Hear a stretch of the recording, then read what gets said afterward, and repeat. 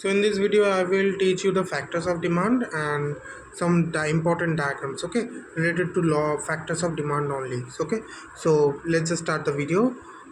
First, I will explain the factors of demand, which is price. Of course, you know the price. Law of demand only. That's why it's a factor. If price increase, demand decrease, and if price decrease, demand increase. Okay, law of demand. That's why price is a factor. Means what? What do you mean by factor? Or determinant of demand, essentially. Okay, by what is that factor of demand means a factor that can change the quantity demand. Okay, so this can change the quantity demand of a certain market. Okay, of a certain commodity in a market. Okay, so price, you know.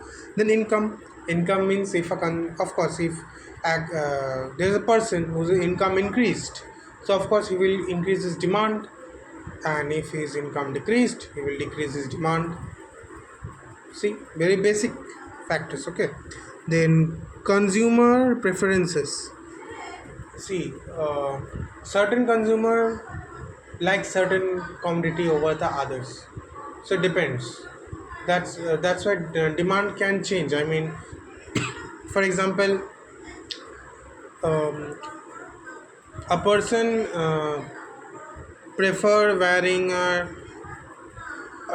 jacket, okay, but some time after, okay, he he started to like sweaters more. So yeah, demand will change.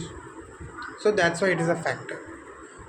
The demand always depend on the consumer preferences. If consumer preference of a consumer change, the demand will also change of that consumer. Then ability of substitute. Ability of substitute मतलब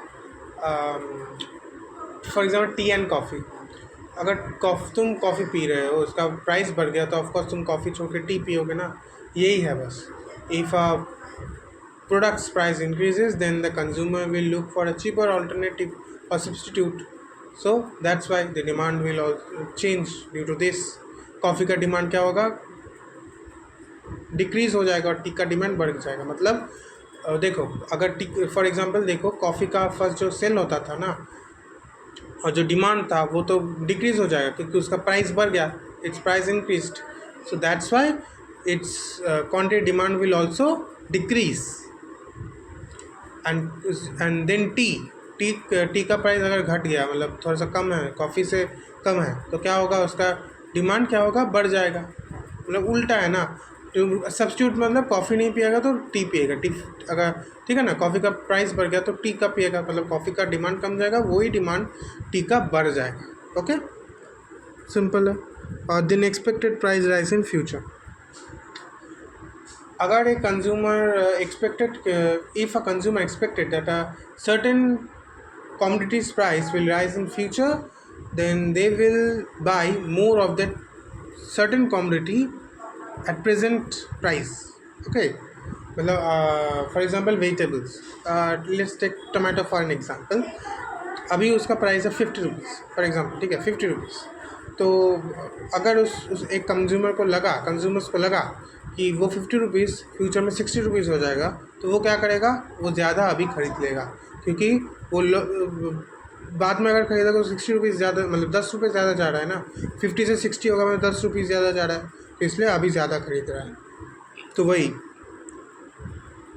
demand तो क्या होगा, उस certain community का बढ़ जाएगा, क्योंकि उसका तुम्हारा ये इस फैक्टर से क्या होगा, उस सर्टेन कम्युनिटी का डिमांड बढ़ जाएगा. ठीक है ना. मतलब फॉर एग्जाम्पल जैसे मैं टोमेटो का बोला, टोमेटो जितना डिमांड था, सबको लगा कि वो फ्यूचर में 50 से 60 रुपीज़ हो जाएगा, तो वो क्या होगा, उसका डिमांड बढ़ जाएगा. एट प्रेजेंटली उसका डिमांड बढ़ जाएगा, क्योंकि सब लोग चाहेंगे कि वो 10 रुपये जो जा रहा है एक्स्ट्रा वो ना आ जाए. ऑफकोर्स ये नॉर्मल इकोनॉमिक्स नहीं है, नॉर्मल क्या बोलूँ, कॉमन सेंस है. ठीक है. फिर है movement along the demand curve. ये किसके वजह से होता है, ड्यू टू प्राइस चेंज. ये प्राइस है, सिर्फ प्राइस चेंज होने के साथ ही ये सब होता है. ये बाकी फैक्टर सेम रहेगा. ठीक है ना. तो ये पूरा लॉ ऑफ डिमांड जैसे ही है. प्राइस बढ़ेगा तो क्या हो रहा है, देखो क्वांटिटी क्या हो रहा है तुम्हारा, घट जा रहा है. देखो फर्स्ट ए सिचुएशन मतलब ये, 10 रुपये में सेल होता था और 10 क्वांटिटी भी 10 रुपये में सेल होता था और 10 क्वांटिटी डिमांड था।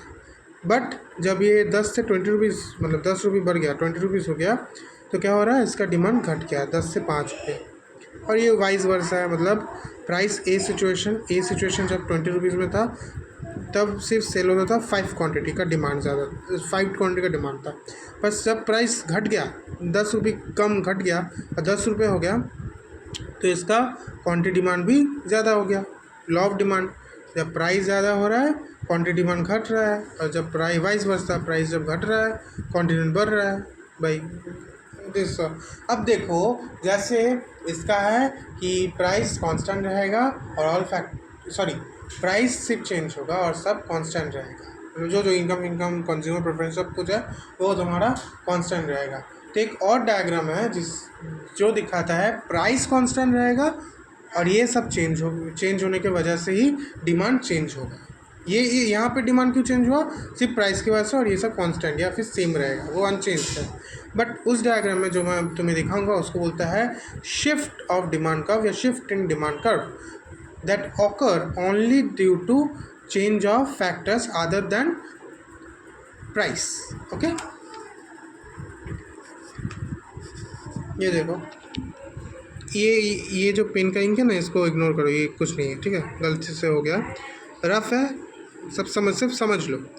तो इसको बोलता है तुम्हारा शिफ्ट ऑफ डिमांड कर्व। क्या बोलते हैं,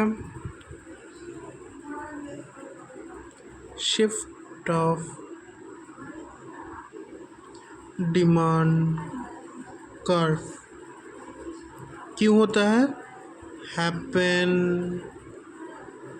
due to change in factors other than price।